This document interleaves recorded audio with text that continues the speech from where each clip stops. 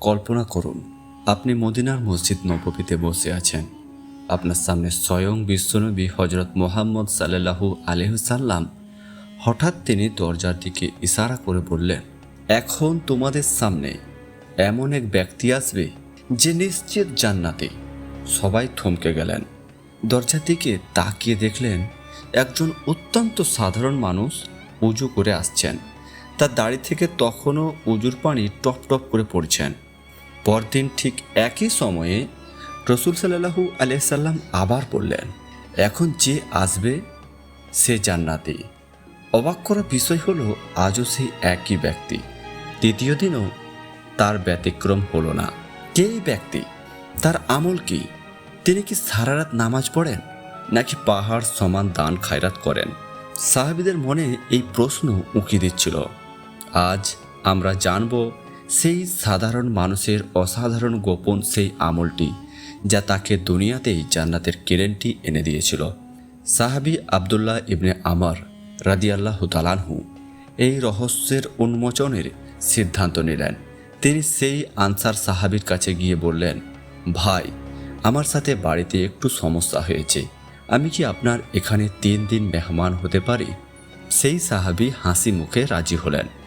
আব্দুল্লাহ ইবনে আমর রাদিয়াল্লাহু তাআলা আনহু অত্যন্ত তীক্ষ্ণ নজরে তাকে পর্যবেক্ষণ করতে লাগলেন। তিনি বললেন, এই লোক নিশ্চয়ই সারা রাত দাঁড়িয়ে নফল নামাজ পড়েন। কিন্তু না, তিনি দেখলেন সেই সাহাবী ইশার পর সময় মতো ঘুমিয়ে পড়েন এবং ফজরের আগে তাহাজ্জুদে উঠেন। তার খাবার দাবারও ছিল সাধারণ। 3 দিন কেটে গেল, কিন্তু আব্দুল্লাহ রাদিয়াল্লাহু তাআলা আনহু বিশেষ কিছুই খুঁজে পেলেন না। 3 দিন পর আব্দুল্লাহ রাদিয়াল্লাহু তাআলা আনহু তাকে সব খুলে বললেন। তিনি বললেন, ভাই, আসলে আমার বাড়িতে কোনো সমস্যা হয়নি। আমি আপনার আমল দেখতে এসেছিলাম, কারণ রসুল সাল্লাল্লাহু আলাইহি সাল্লাম আপনাকে জান্নাতি বলেছেন। কিন্তু আমি তো আপনার মধ্যে আহামরি কোনো ইবাদত দেখলাম না।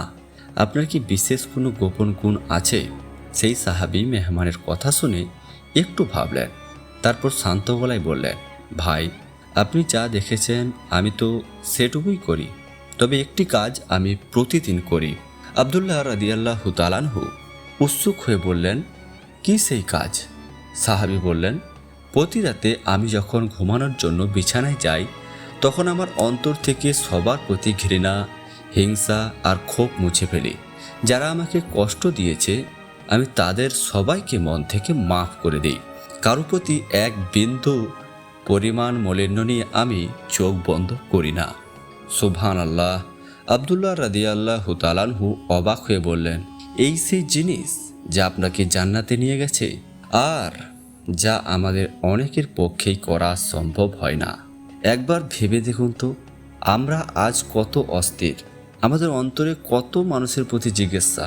কেউ একটা গালি দিলে আমরা 10টা গালি ফিরিয়ে দেওয়ার পরিকল্পনা করি। কিন্তু মদিনার সেই সাহাবী আমাদের শিখিয়ে গেলেন, জান্নাত কেবল কপালে সিজদার চিহ্নে নয়, জান্নাত থাকে পরিষ্কার একটি হৃদয়ে।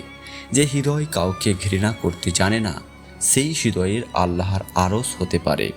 প্রিয় দর্শক, আমাদের জীবনটা খুব ছোট্ট। হিংসা আর ক্ষোভ নিয়ে বেঁচে থাকা মানে নিজের আত্মাটাকে বিষাক্ত করা। আসুন আজ রাতে ঘুমানোর আগে আমরাও চেষ্টা করি, ডানে বামে ফিরে সবাইকে মাফ করে দিই।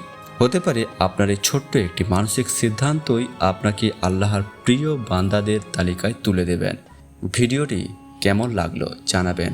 যদি মনে হয় এই বার্তাটি অন্যদের জানানো, তবে শেয়ার করতে ভুলবেন না। আল্লাহ আমাদের সবাইকে একটি সুস্থ ও পরিচ্ছন্ন হৃদয়ের অধিকারী হওয়ার তৌফিক দান করুন। আমিন। আসসালামু আলাইকুম ওয়া রাহমাতুল্লাহ।